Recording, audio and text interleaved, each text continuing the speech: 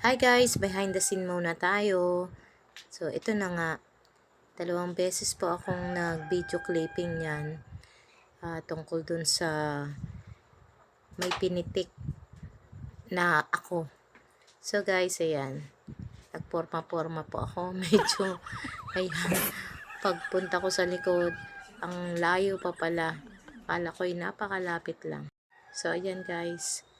Oh, yung background. Ito naman po yung ginawa kong ginamit kong kamay sa pagpitik. So, ayan. Kita nyo yung pitik-pitik na yan. Kanino bang kamay? Ito. Guys, itong susunod kong clip, video, is yung sumuipa ako, tapos sinipa ako yung ako. So, ayan na guys. So, kunwari, tayo-tayo rin muna. So, ito na nga po yun. Tingnan nyo po.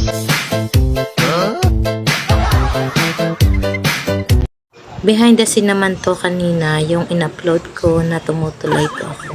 Kaya nga mataas, muntik-muntikanan pa na mahulog. Diyos mio, Marimar.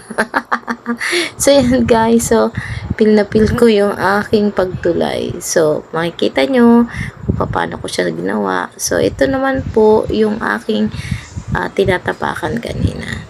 So yan guys, ito na po siya ngayon.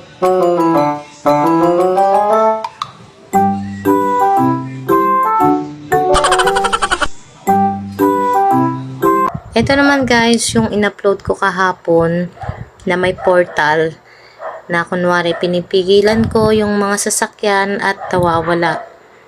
Pumapasok sa lagusan. So yan.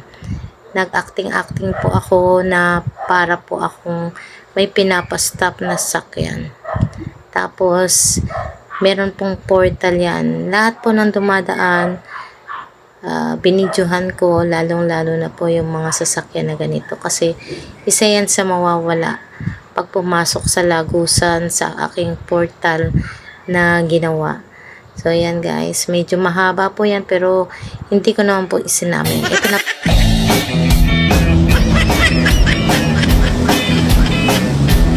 Guys, ito naman po yung video ko na magpapalit po ako ng damit. Ayan guys, may paporma-porma po ako, hawak ko sa dibdib ko. Yan.